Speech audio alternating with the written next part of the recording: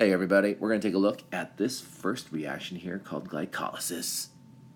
This one right here. Now this is a nice looking, looks fairly simple, straightforward type of reaction, but in reality what this is a series of about like 9 steps or 9 different types of reactions that all take place within this small sort of section here. So let's take a look at that. I'm going to shrink this down and get rid of it. Move that off there. And I'm going to bring in this one. Now this is glycolysis. This is that first stage. And you can see we start off with the same molecule that you'd expect we would start with. This is glucose here. So we start off with glucose. And after a number of different steps, we end up with 2 3-carbon molecules called pyruvate. There's the first one, there's the second one. All right. Basically, all these reactions here between these 2 molecules, between glucose and pyruvate, are basically the rearrangement of atoms. We'll add in some phosphates, and then we'll start moving and creating isomers so that we can eventually get it so that we can evenly split down this molecule of glucose into 2 identical-looking pyruvate. That's basically what we're trying to do here. Now, let's take a look at some of the equations, or sorry, some of the reactions that you're seeing here. Let's zoom in, and I want to show you some things to be on the lookout for. First of all, you'll see that we have some ATP. ATP being converted into ADP. Same thing here, ATP being converted into ADP. What's happening here is we're using ATP. This is a necessary step. We have to actually invest or spend or use the energy of 2 ATP to get this started. Glycolysis will use up 2 ATP to start the rest of this reaction. All right? And you'll also notice there are some other ATP here, but this time we're actually creating the ATP. So there is the ATP there coming off. There's ATP coming off there. And you probably saw it before. There's 2 more down here towards the bottom. There's ATP there. And ATP on this side. Now, we have a special name for these. These are called phosphorylation types of reactions, because what we're doing is we're transferring phosphorus or phosphate groups. And we can say that there is a specific type of reaction that we would, or specific type of pattern we're seeing here. When it comes to aerobic respiration, phosphorylation reactions are the ones that we use to help move phosphate groups either onto or off of ADP or ATP, depending on which way we're going. So if we want to create ATP, we're going to phosphorylate ADP, and if we want to take energy away from ATP, what we're going to do is we're going to give that phosphate to something else. So in this case, if we go up to the top here, you can see that we are giving here glucose.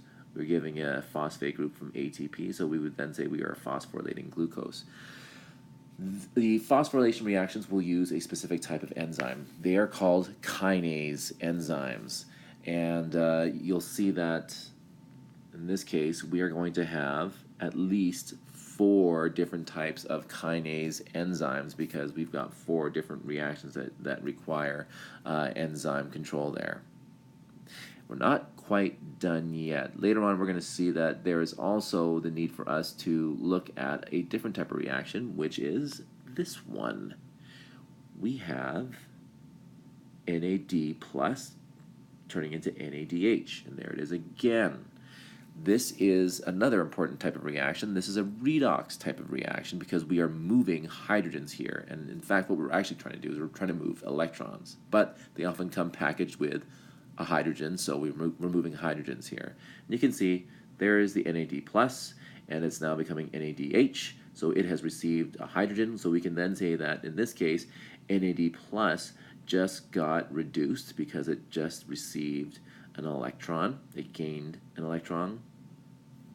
And we also know that there are specific enzymes that are going to be supporting or catalyzing these types of reactions. We call these dehydrogenases. This is a specific dehydrogenase enzyme in here that will help to facilitate or I guess catalyze this reaction. The naming of these dehydrogenases is really easy because they will literally just take on the name of the substrate that they are going to work on and then just add in the name dehydrogenase behind it and you've got your enzyme. So in this case, this specific enzyme here is glyceraldehyde 3-phosphate dehydrogenase. All right, so that's it. Those are the two types of enzymes that you need to be aware of and be able to recognize them when you see them in a sort of chart like this.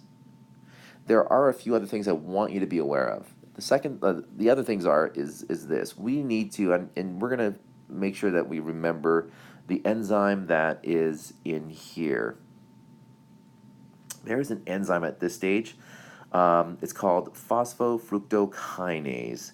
This is an enzyme, and there's that word kinase, and that kind of makes sense because there's ATP getting its phosphate group removed. So this means that there's a kinase in here, and it is phosphofructokinase. I need you to remember that because that is a very important enzyme that we will talk about later. All right. Another important part in this is going to be this thing down here, glyceraldehyde 3-phosphate. Remember this one, G3P, because this becomes an interesting molecule that we will see later again. And it becomes an interesting place where things can either be pulled out of this glycolysis process or put into glycolysis. All right. That's just to start there, but this is us now digging a little bit deeper when it comes to glycolysis. All right, I think I've done my thing here.